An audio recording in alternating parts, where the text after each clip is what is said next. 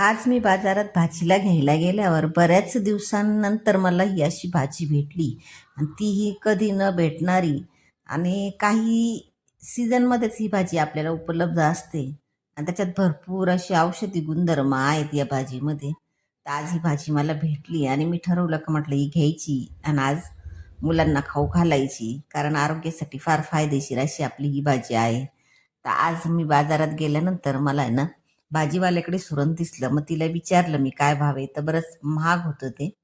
पण मग घेतलं कसं का ना घेतलं. अगोदर त्याला इतकी माती लटकलेली होती ना, तर हा सुरणाचा कंदा आणला होता मी. तर याला माती लटकलेली होती, तो चांगला धुवून घेतला स्वच्छ आणि नंतर मग आपण कापून घेतलेला आहे. आता हे सुरण जेव्हा कापतो ना आपण, तर हाताला असा चिकटपणा येतो त्याचा आणि खाज येते बऱ्याच वेळेस. तर शक्यतो हाताला थोडंसं तेल लावून घ्या आणि चाकूलाही तेल लावून घ्या आणि मग त्याचे असे साल काढून आपल्याला त्याचे तुकडे करायचे. आता सुरण हे बऱ्याच आजारांवर गुणधर्म औषधी असं आपलं आहे.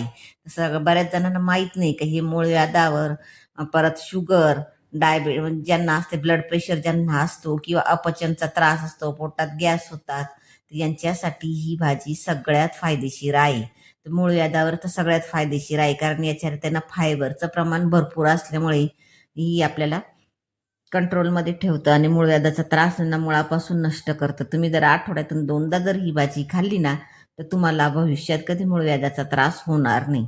आणि आरोग्यालाही आपली ही खायला आहे ना थंड, म्हणजे प्रकृती तिची थंड असते, कारण हा कंद असतो जमिनीतला. आणि शिवाय शुगर पेशंटसाठी सुद्धा ही एकदम उत्तम असते. बटाट्यापेक्षा त्याच्यात ग्लुकोजचं प्रमाण कमी असतं, त्याच्याने ना ही शुगर पेशंटसाठी सुद्धा ही भाजी एकदम अशी असते, औषधी गुणधर्म असतात. तर चला मग आज आपण ही भाजी बनवणार आहोत ना, तर मग दाखवते तुम्हाला कशी करायची. आता या पद्धतीने आपण सगळे तुकडे करून घेतलेले.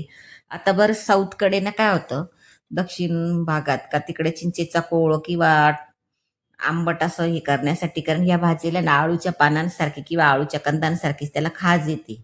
मग त्याच्याने मग काय होतं, त्याला आंबट वस्तू काहीतरी वापरली जाते, पण मग दह्याचा वापर इथं केला जात नाही बरं का बिलकुल पण.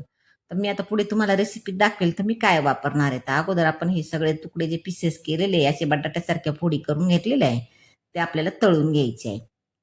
तर अशा सोनेरी रंगाचे होईपर्यंत तळून घ्यायचं. पण याच्याने काय होणार आहे, आपण तळल्यामुळे ना त्यांची जी इचिंग होती, खाज येते ना, तर ती खाज येणार नाही किंवा हातालाही खाज येते. मग ते तळून घेतल्यानंतर आपण कढईतलं तेल कमी करून घ्यायचं आणि त्याच कढईत मी जिरे मोहरीची फोडणी द्यायची. आपल्याला ते चांगले तडतडले, मोहरी चांगली फुटू द्यायची आहे आणि मगच पुढची प्रोसेस करायची. मग जिरे टाकायचे, कारण जिरे लगेच तडतडतात, पण मग मोहरीला वेळ लागतो. त्याच्याने मोहरी चांगली फुटू द्या, नाही तर मग काय होतं, ती दाताखाली टचर टचर लागते. मग कांदाही आपला परतून घ्यायचा. एक मोठा कांदा बारीक चिरून घेतलेला होता मी.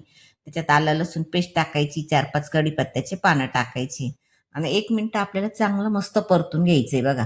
आणि नंतर मग 3 टोमॅटोची पेस्ट, लाल बुंद अशी टोमॅटोची पेस्ट आपण घेतलेली आहे. फक्त काय नाही, मिक्सरमध्ये कच्चा टोमॅटो मोठ्या मोठ्या फोडी करून कापून घेतलेला आहे आणि मिक्सरमध्ये पाणी न टाकता चांगली बारीक अशी पेस्ट त्याची तयार करून घेतलेली आहे. आणि मग ती आपल्याला कमी गॅसवर तेल सुटेपर्यंत चांगली परतवायची. आता बघू शकता तुम्ही, 1 ते 2 मिनिटं मी चांगली परतवली, म्हणजे त्या टोमॅटोच्या पेस्टला आपल्याला तेल सुटलेले. मग त्याच्यातच आपल्याला मसाले टाकायचे. लाल तिखट, हळद, थोडंसं धना पावडर 1 चमचाभर आणि नंतर मग त्याच्यात गरम मसाला, तुमच्या आवडीचा कोणताही गरम मसाला किंवा तुमच्या घरात साठवणीतला मसाला असेल ना, तो पण तुम्ही वापरू शकता आणि तुमच्या आवडीनुसार तिखट तुम्ही कमी जास्त करू शकता. आणि मस्त अशा आपल्याला 1 मिनिट हा मसाला पण परतवायचा, जास्तही परतवायचा नाहीये, नाही तर मसाला जळून जातो. एकच मिनिटभर परतून घ्यायचा आहे आणि मग लगेचच आपल्याला त्याच्यात हिरवा वाटाणा टाकायचा आहे. आता हिरवा वाटाणा हा मी अर्धी वाटी घेतलेला आहे. हिरवा वाटाणा नसेल तुमच्याकडे तर तुम्ही फ्रोझनचा मटार येतो बाजारात, तोही तुम्ही वापरू शकता. तर मग असा 1 मिनिट आपल्याला तो हिरवा वाटाणा लगेच त्याच्यात परतून घ्यायचा आहे आणि मग जे सुरण आपण तळून ठेवलेले आहे ना, तर ते पण घ्यायचे आणि मीठ टाकून आहे ना आपल्याला पुन्हा हा मसाला थोडासा परतवायचा आहे आणि हिंग टाकून घ्यायचं आहे. चुटकीभर हिंग टाकायचं आहे. हे 1 मिनिट परतवलं चांगलं थोडंसं, म्हणजे वाटाणे आपले पटकन शिजतील. मग वाटाणा शिजायला आपल्याला वेळ लागणार नाही, कारण आपण हिरवा वाटाणा घेतलेला आहे, त्याच्याने तो वेळ लागणार नाही. आणि नंतर मग आपण त्याच्यात सुरण टाकून घ्यायचे. सुरणाच्या पुढे सगळ्या टाकायच्या आहे आणि पुन्हा खालीवर करून व्यवस्थित असं मिक्स करून घ्यायचंय. आता जे ताटाला तेल टाकलेलं आहे ना, ते पण आपण असं हाताने काढून कढईमध्ये टाकून घेऊ आणि व्यवस्थित असं खालीवर करून घ्यायचंय.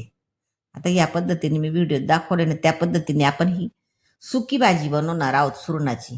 तुम्ही नुसती खाल्ली ना तरी एकदम टेस्टी लागते बघा. आणि एकदा जर तुम्ही मुलांना ही भाजी बनवून खाल्ली ना, खाऊ घातली ना, तर मुलंही म्हणतील नेहमी नेहमी तुमच्याकडे फरमाईश करतील सुरणाची भाजी बनवायचा. तर इतकी टेस्टी आणि अशी अप्रतिम अशी ही भाजी तयार होते बघा. तर बघताच अशी तोंडाला पाणी सुटतं. ही भाजी जर खायची म्हणली ना, ज्यांनी खाल्लेली ना, तर त्यांना तिची टेस्ट माहिती आहे. एकदम अशी लाजवाब लागते ही भाजी खायला. अशी मस्त चांगली आपण खालीवर करून अशी मिक्स करून घ्यायची. पूर्ण असा मसाला आपला त्या सुरणाला लागला पाहिजे या पद्धतीने अशी मिक्स करून घ्यायची. आता बऱ्याच जणांकडे ना ही भाजी रश्श्याची पण बनते. आता तुमच्याकडे कशी बनते ना, ती मला कमेंट करून सांगा. का तुमच्याकडे रश्श्याची बनते, सुकी बनते, का तुम्ही सुरण खाल्लंय का नाही हे सुद्धा मला कमेंटमध्ये सांगा. का खाल्लंय का नाही कधी. मग आता आपण याच्यात आहे ना अर्धी वाटी किंवा 1 वाटी तुमच्या हिशोबाने तुम्हाला जसं लागेल तसं पाणी. पाणी जास्त टाकायचं नाही, मुजूनच टाकायचं आहे. फक्त आपल्याला त्याला वाफ येण्यासाठी, म्हणजे वाफ आली ना म्हणजे मग वाटाणा जो आपला थोडासा आपण कच्चा टाकलेला हिरवा वाटाणा, तर तो पण मग कच्चा राहिला नको म्हणून आपण त्याच्यात तेवढं पाणी टाकलेलं 1 वाटीभर पाणी टाकून घ्यायचंय. आणि पुन्हा मग आपल्याला झाकण ठेवून मस्त त्याला एक वाफ येऊ द्यायची. आता 2 वेळेस मी अर्धी अर्धी वाटी पाणी टाकलं त्याच्यात आणि झाकण ठेवून मग आपण त्याला वाफ येऊ देऊ एक चांगली. मग 1 ते 2 मिनिटं आपल्याला गॅस कमी करून ठेवायचा आहे आणि चांगली वाफ येऊ द्यायची. आता मस्त बघू शकता मस्त अशी आपली भाजी तयार झालेली, तिला वाफ आलेली.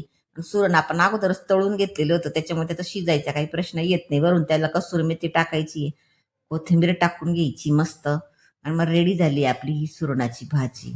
मस्त अशी अप्रतिम आणि एकदम चविष्ट अशी तुम्ही बनवून बघायची. आता तुम्ही खाल्ली का नाही खाल्ली सुरणाची भाजी या अगोदर, आणि कशा प्रकारची खाल्लेली मला कमेंट करून अवश्य सांगा तुम्ही. तर मस्त अशी टेस्टी सुरणाची भाजी तयार होते बरं का, छान. तुम्ही डब्याला पण देऊ शकता, डाळ भातासोबतही खाऊ शकता, आणि अशी पण चपातीसोबत खाऊ शकता. तर इतकी भारी लागते ही भाजी. तर एकदा नक्की ट्राय करा ही रेसिपी. आणि आवडल्यास लाईक, शेअर, सबस्क्राईब नक्की करा. सबस्क्राईब करायला काय पैसे लागणार नाही, तर सबस्क्राईब अवश्य करा. आणि ही सुरणाची भाजी या श्रावण महिन्यात एकदा तरी नक्की ट्राय करून बघा. तोपर्यंत भेटू आपण पुढच्या व्हिडिओत. धन्यवाद.